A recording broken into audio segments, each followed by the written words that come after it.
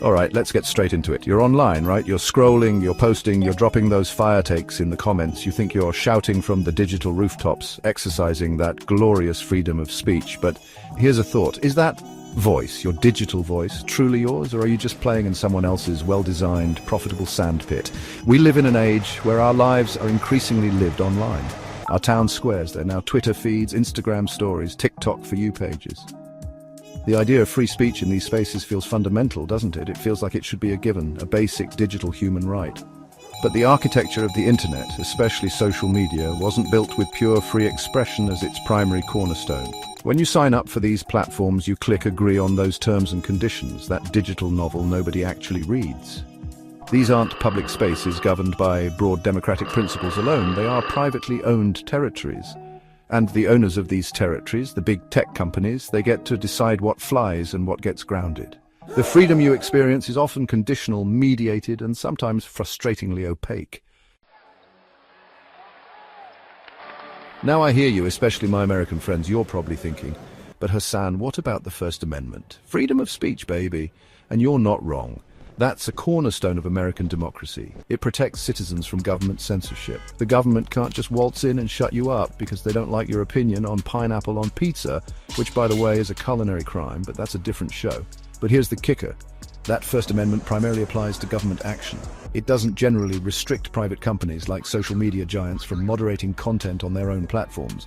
Social media platforms are, legally speaking, more like that private restaurant than a public park. They are private entities with their own community standards. So when Twitter or Facebook or YouTube decides to take down your post or suspend your account, they're not usually violating your First Amendment rights in the legal sense. So, we've established that these massive tech companies are the landlords of our digital public squares. They own the property, they set the lease terms, and they have the eviction notices ready. This makes them incredibly powerful gatekeepers of information and discourse. Think about the sheer scale of it. Billions of users, trillions of posts, a constant, overwhelming fire hose of content, and a relatively small number of companies. Meta, Alphabet, X, ByteDance control the taps. These companies develop content moderation policies, those lengthy documents that try to define everything from hate speech and harassment to misinformation and incitement to violence. Some moderation is clearly necessary, right? Nobody wants a digital world that's just a cesspool of the absolute worst of humanity. The intention, at least on paper, is often to create safer, more inclusive online environments. But the execution, that's where things get incredibly tricky and, let's be real, often controversial. The problem is, defining things like hate speech or misinformation can be incredibly subjective and culturally dependent. These companies, often headquartered in Silicon Valley, are making decisions that impact users across vastly different countries, cultures, and legal systems. Section 4, the Vanishing Act, when posts and people disappear online. Let's talk about what happens when these content moderation policies swing into action. It's not always as dramatic as a full account deletion, though that certainly happens. Sometimes it's more subtle, more insidious. We're talking about censorship, shadow banning, and deplatforming terms that have become all too common in our online vocabulary. These are the tools used to manage, and many would argue control, the flow of information and the visibility of certain voices on these massive platforms. Censorship can be overt, like when a platform removes a specific post or video because it's deemed to violate their terms. Then there's shadow banning, the digital equivalent of being quietly ushered into a soundproof room. Your account is still active, you can still post, but your visibility is significantly reduced without your explicit knowledge.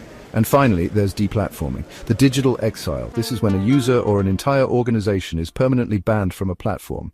Check, check. Check 1, check 2, check, check. Section 5, code over conscience, the algorithmic grip on our feeds. Beyond the human moderators and the written policies, there's another, even more pervasive force shaping what you see and say online. The algorithm.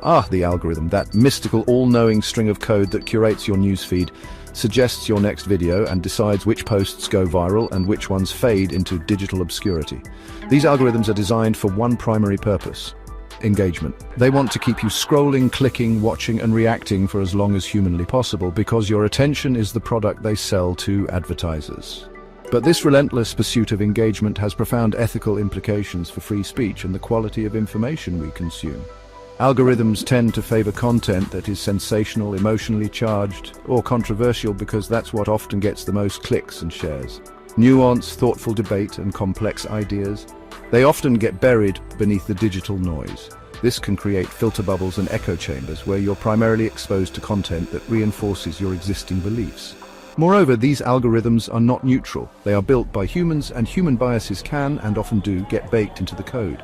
The lack of transparency around how these algorithms work makes it incredibly difficult to identify and rectify these biases.